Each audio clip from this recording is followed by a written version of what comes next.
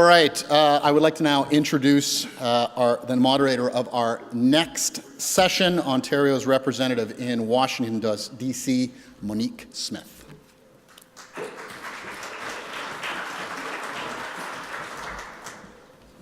Thank you. We're in the 7th inning stretch, so I know that you can all listen and stand up at the same time, so I'm going to get everybody to stand up while I introduce our panel, who are all going to walk up here at the same time. It's called multitasking. We can do it. So I am delighted to be here to host this panel. We have a great panelists. We've got a lot to cover in a very short period of time, so I'm going to, you can now sit down. You can stretch, you can sit. So we've got John Beck, who is the Executive Chairman of Aecon Group, Canada's premier construction and infrastructure development company. John, thank you. Bert Clark, the President and CEO of Infrastructure Ontario. Since August of 2012, he oversees the management of the provincial government's real estate portfolio and the delivery of major infrastructure projects using the alternative finance and procurement model.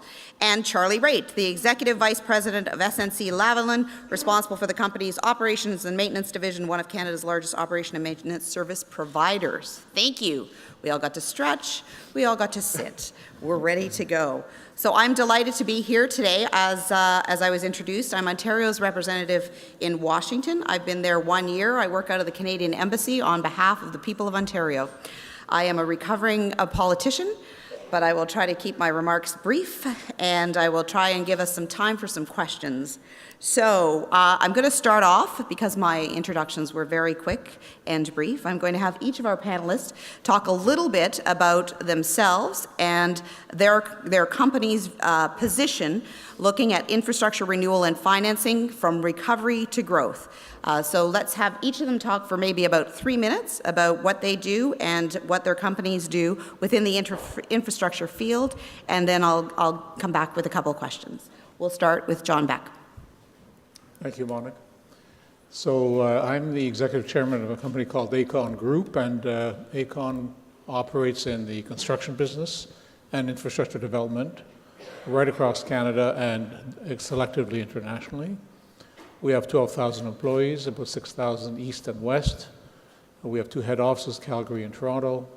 We operate in the mining, the energy, and the infrastructure sectors. The international work that we've done has been in infrastructure, and we have been involved in public-private partnerships and alternate finance projects now for just about 30 years. Since the mid-'80s, we were involved very early on in some of the first experiments, which were Terminal 3 at the airport, Pearson Airport, the Confederation Bridge in the Maritimes. We were involved in the beginnings of Highway 407 and the initial development of it in the early 90s. Highway 104 in Nova Scotia, Cross-Israel Highway, an airport in Ecuador, and many other healthcare and water treatment plant projects across the country. We believe in the system. We believe in the partnership between the government and the private sector. We've been very successful at it, and my quick answer when people question it is the success is absolutely proven, and you don't mess with success. That's great. Thanks, John. Bert? Sure. I'm the CEO of Infrastructure Ontario. We're a Crown corporation owned by the province of Ontario, and we do 2 big things. One, we manage the real estate portfolio on behalf of the province. That's 44 million square feet of building space and 170,000 acres of land. Every year there are 4,000 small to medium-sized projects that are required on that portfolio. It's an old and very challenging portfolio. The other thing we do is we manage the largest projects on behalf of the province. So over the last 10 years, that's meant $10 billion worth of projects. For the largest and most complex projects, we've used public-private partnerships. We've found them to be incredibly effective at delivering on budget projects for the province. We recently had a external firm review our results, and of our first 37 projects that have reached substantial completion, 36 were on budget. I think most people know that's not the experience the public sector has had historically with large and complex projects. I think we've been successful because we've used P3s.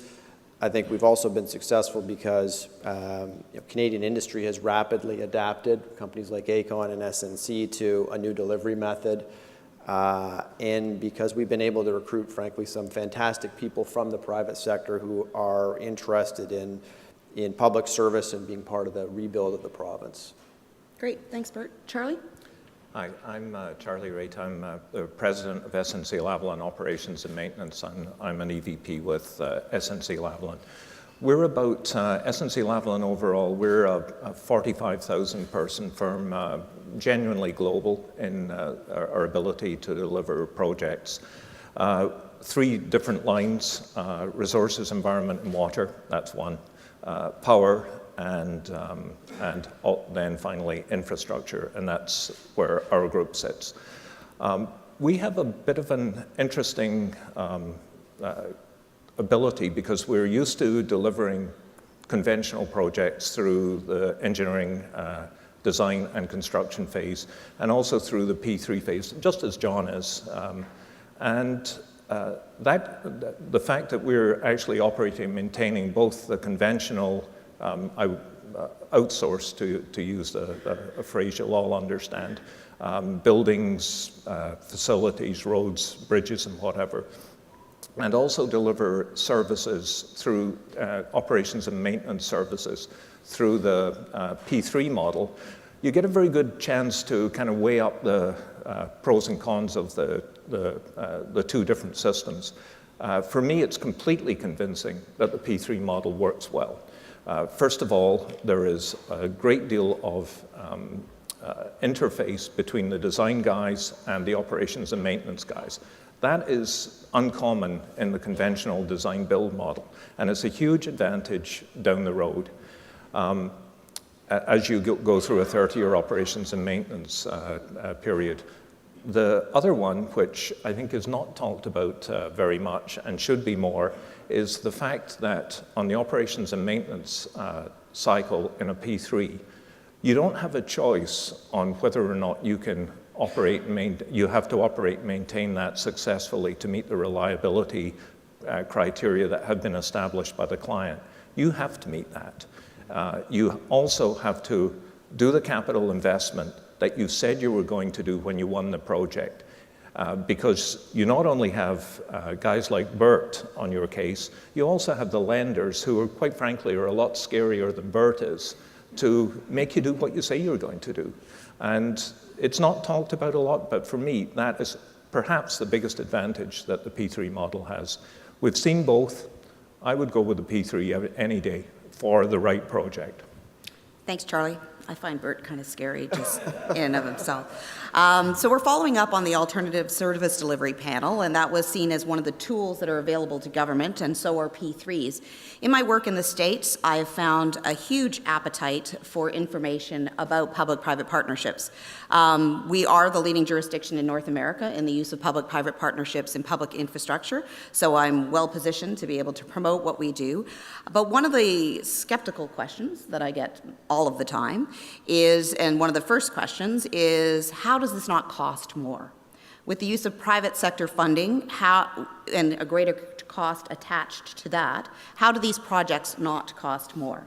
So we might not be able to convince Smokey today, but I would like to hear from each of you on how you feel we should best answer that question. Maybe John? I could start Sure. and talk about it's when somebody says to me, my salary isn't high enough, I say, yeah, but did you add in your bonus and did you add in all of the other benefits? Because it's really the total remuneration that counts. In this case, we're talking about total cost. Financing cost is only one part of the overall cost of a project. And there's no question that the private sector pays a little more than government does for its debt. But it does operate more efficiently. We've talked about many different examples of that. because there's a bottom line discipline in the private sector which forces that efficiency. And on top of that, it guarantees a price. And that price is final. There's never an overrun. There's never a claim. You have to live with that reality. When you take all of that together, you find, and you compare to historical costs for the same kind of infrastructure, clearly it wins. And again, success just breeds success, and the system has been proven over and over again, not only in Canada, but internationally, and it is increasingly adopted worldwide. Great, thanks, John. Anything to add, Bert? I do, yeah. I definitely get that argument made to me that why couldn't you just project manage these better? Why are you taking on this additional cost of private finance? Surely you could just manage these better. And there's no question that was the approach for 50 or 60 years in Canada. People would undertake a project, it wouldn't go well, it would go over budget. They'd say, next time we need to do better. And that project would also tend to go over budget. And unfortunately, the consequence of that is not just the projects went over budget, but government stopped making bold plans around infrastructure. They said, this is way too dangerous a place for us to go. And so infrastructure was only done when it was absolutely necessary, and we accumulated this huge infrastructure deficit. Big projects have big risks. And the traditional design bid build model has a lot of that risk lying with the owner or the public sector. And those risks do come to pass. And so private finance should be thought of like insurance. I mean, if you get into your car and you haven't bought insurance, you may say, wow, I've got, this is less expensive than buying insurance until something goes wrong. And on big projects, things do go wrong. The other thing about the traditional delivery model is that the government paid as it went. And when you pay, you are taking back risk. Now the risk is that when something goes wrong, you need to recover those funds from the private sector as opposed to saying, well, I didn't get what I want, and so I'm not paying. That's a wholly different risk position. And we learned, as I say, through 50 years that driving without insurance or trying to manage projects and assume all that risk is not a prudent thing for the government to do. It can't afford it. I'd say we're probably in a different place today than we were 10 years ago. So if someone said, but surely there must be some projects that you can now manage better and that you don't need to do everything as a P3, I'd say today that is probably true. For the smaller, less complex projects, you may not need to use a P. But when you get into the big projects, there's big risk, and you cannot have your cake and eat it too. You can't say, well, I'd like the private sector to take that risk. I'd like to have a very powerful hammer to deal with them when things go wrong, but I'd like to pay as I go because I don't want to pay any of those financing costs. That's like, as I said, it's like driving without insurance. It may feel cheaper until something goes wrong. Thanks, Bert.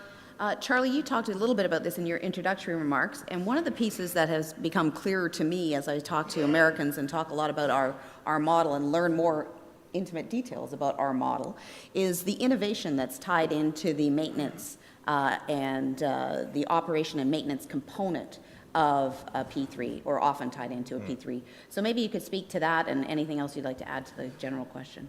Yeah, the innovation is a key part of the P3. If you think about the conventional design bid build model, you're typically having the design done by a bunch of engineers who I love dearly. I'm one of them. But not necessarily the people who will understand the innovation that you need to operate not only design and build a facility very efficiently, but also to operate efficiently for the typical 30-year period.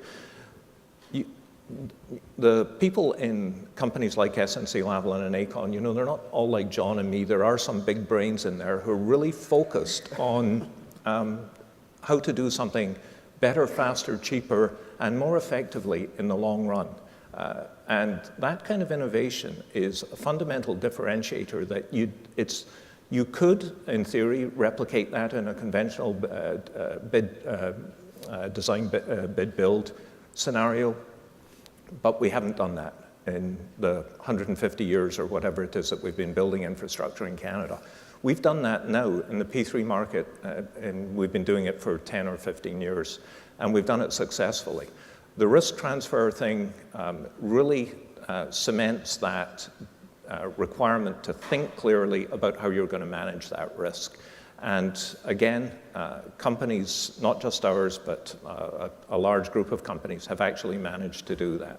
So for me, it's a pretty well-established fact that innovation really does drive a better solution overall in the P3 business. I can just add one thing, Sure. Monica, and that is that, just adding to what Charlie just said, the idea of life cycle costing, for some of you who don't quite understand what it is when you design something and you're responsible for maintaining it for 30 years, inevitably you will design to a better standard, to a higher standard, not just the engineering standards, but also everything that concerns the maintenance and the operation of that facility for 30 years or 35 or whatever the period is.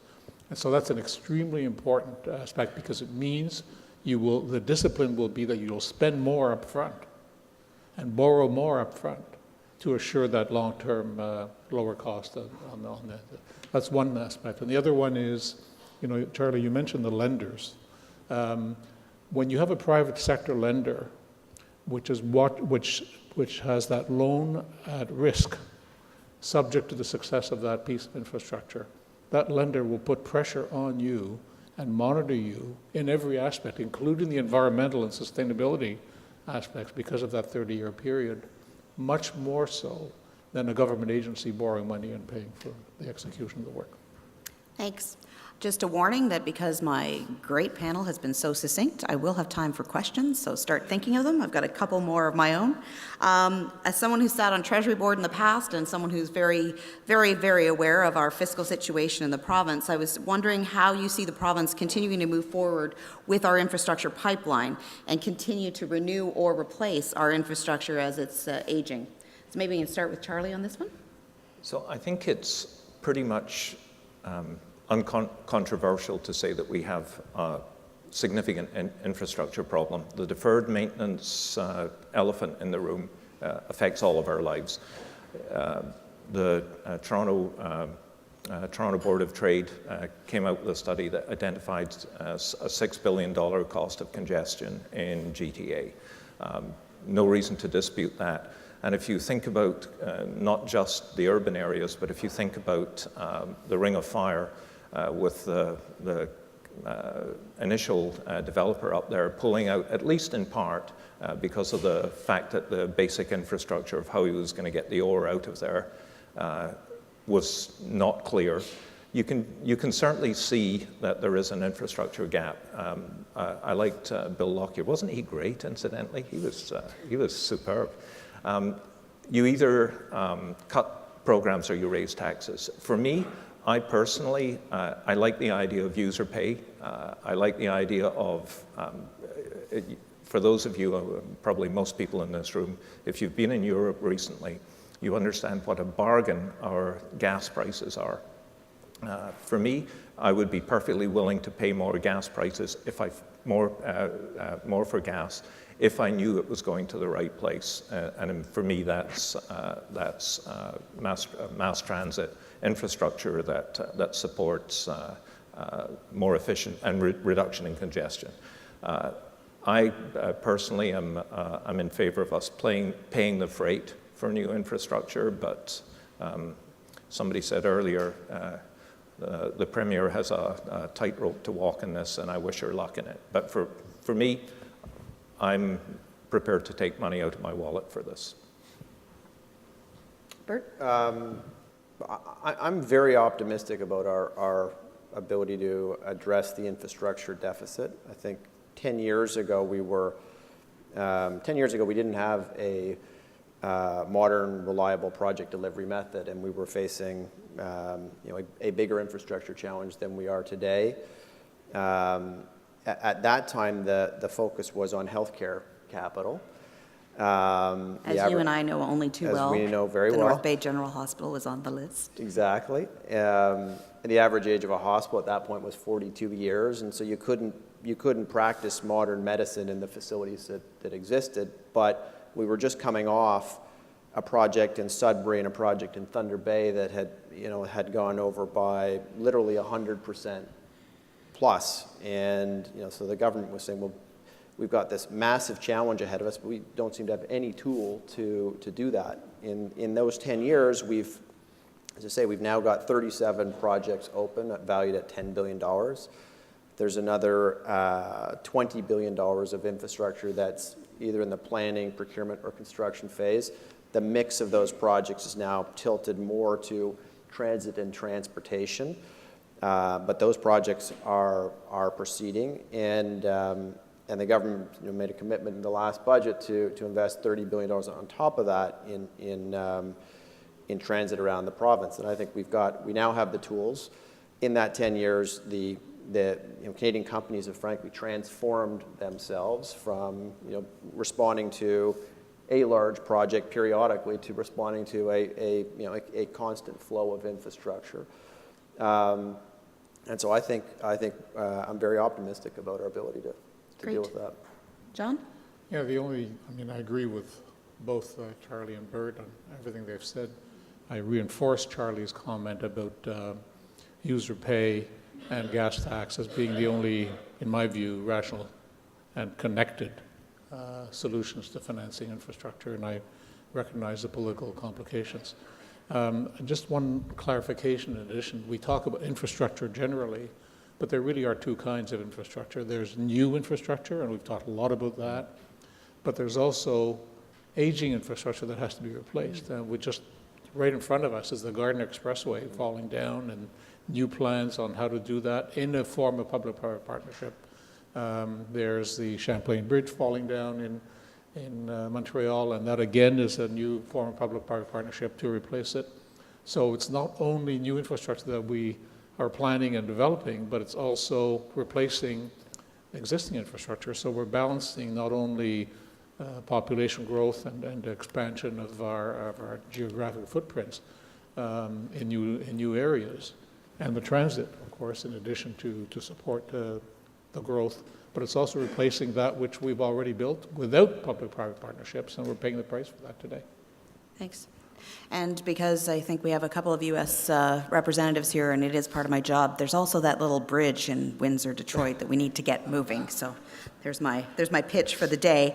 I'm going to let Bert off the hook on this one, but for you, Charlie and John, if you could give some advice to the Premier, who will be here tonight, and I'm sure you will, but if you want to share that with the room, what advice would you give on infrastructure and investments for the province? Charlie. So we actually have built a better mousetrap, and it's, I'm not just sucking up to Bert here, it's actually true of a number of the provinces in Canada, because they built a pipeline, they've attracted groups like SNC-Lavalin and Aecon, and unfortunately a bunch of foreigners as well, into the country to actually set up shop here and deliver infrastructure. The benefit of that is you get very competitive pricing. There's probably a few people in here who are in the business. It is an incredibly competitive process. The amount of thought and effort that goes into responding to these bids is huge. And that only happens when industry can see a pipeline ahead of you, when you know that there's a number of projects coming down that pipeline. They will come through, they will not be derailed or rarely derailed, and they will, that's a real metaphor mixing, but they'll come through. That's very comforting for the private sector to know that's going to happen. The other point I would make is don't over-specify when you're in the government seat. Leave the private sector to look for innovations, to find better ways to do things. I talked about this earlier. For me, that's critical to allow companies to differentiate themselves. And this isn't a case of doing it cheaper. This is a case of doing it smarter, coming up with better design solutions, longer-term design solutions, because ultimately you need to, we, if we're the successful proponent, need to deliver a project and maintain it for 30 years, provide it with designated handback standards to the owner, typically the government, and that is unique to the P3 market. It doesn't happen with other infrastructure. So for me, we're very much on the right path in the P3 market. Great, thanks. John? Yeah, so first of all, would be keep up the good work and make sure that Bert continues in doing the great job he's doing now in continuing to support that pipeline, absolutely. It's the Infrastructure Ontario process is admired around the world, and it's being asked, I know you're too modest to say this, Bert, but it's being asked by many people in many jurisdictions to help out and bring their experience to support the other programs in other jurisdictions.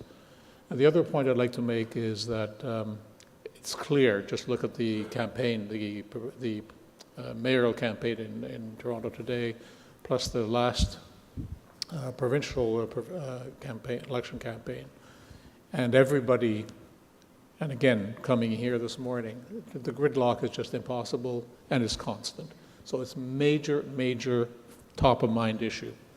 And I don't think politicians should be afraid to connect gas tax and user pay to solve the problem. It's not the end of the world. It happens everywhere else. And there's no reason why we can't spend a little more to break the back of what is really costing the economy enormously.